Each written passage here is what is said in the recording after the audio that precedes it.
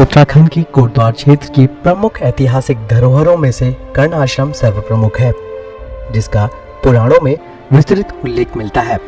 महर्षि कर्णव की कर्मस्थली के साथ ही ये जगह चक्रवर्ती सम्राट भरत की जन्मस्थली भी कही जाती है। कर्ण आश्रम मालनी नदी के दोनों तटों पर स्थित छोटे छोटे आश्रमों का प्रख्यात विद्यापीठ था। यहाँ पर केवल उच्च शिक्षा प्राप्त करने के लिए ही छात्र आते थे। नाम से ही स्पष्ट है कि महर्षि कर्ण का निवास स्थान है। ये आश्रम निवास स्थान को ही कहते हैं। इस तरह से हम जो हैं जिस स्थान पे बैठे हुए हैं इस समय, ये कभी प्राचीन समय में महर्षि कर्ण यहाँ पर रहते थे। उन्हीं के नाम पे ये स्थान कर्णाश्रम कहलाता है। कर्ण एक महापुरुष थे जिन्होंने यहाँ रह करके आत्म साक्षात्कार किया, भूमि का भी कल्याण कर दिया। कभी पूर्व में हरिद्वार का इतना महत्व नहीं था जितना कर्णवाश्रम का था।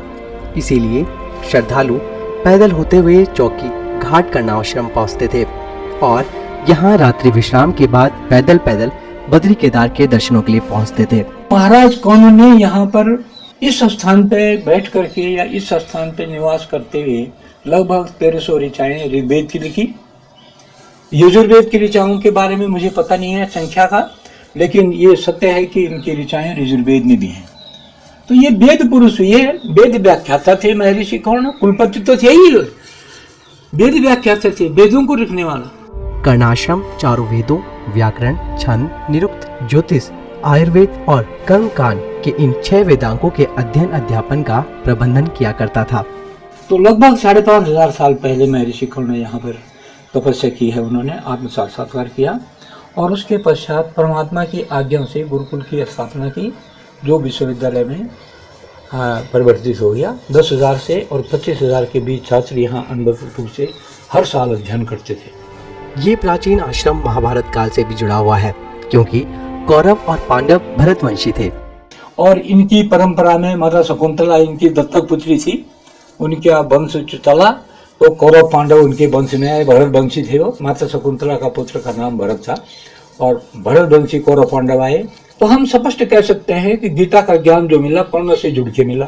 महर्षि कर्णव की कर्मस्थली और सम्राट भरत, जिसके नाम पर हमारे देश का नाम भारत पड़ा, आज यही सम्राट भरत की जन्मभूमि उपेक्षित है। महर्षि कर्णव की तपस्थली और चक्रवर्ती सम्राट की ये जन्मस्थली गुमनामी का जीवन जी रही है। अपनी पहचान का मोहताज बना ये ऐतिहासिक कर्णवाश्रम का इतिहास जितना स्वर्णिम था, आज उतना ही यह गुमनाम हो चुका है। यह आश्रम जीर्णावस्था में पड़ा हुआ है और इसकी सुध तक लेने वाला कोई नहीं है। कर्ण आश्रम के बारे में मैं यही कहूँगा कि ये बहुत ही दुर्लभ और बहुत ही दुर्लभ स्थान है और इसका जीर्णोद्धार होना बहुत जरूरी है। इसको अपनी प्रतिष्ठा के अनुसार अपने इसका उत्थान इसके प्रतिष्ठा के अनुसार इसको स्थापित होना ही होना है। देर अबेर सही, लेकिन होना चाहिए इसको और प्रयास करना चाहिए लोगों को। यह स्थान 1 अरब 25-30 करोड़ भारतवासियों का है। इसका उत्थान होना बहुत जरूरी है। इस प्राचीन महान कर्णव आश्रम के बारे में आप क्या कहते हैं, जरूर हमें कमेंट देकर बताएं। साथ ही दोस्तों, अगर आप ऐसी ऐतिहासिक धरोहरों के बारे में जानना चाहेंगे तो जरूर इस चैनल को सब्सक्राइब करना ना भूलें। धन्यवाद दोस्तों हमारे साथ जुड़े रहने के लिए।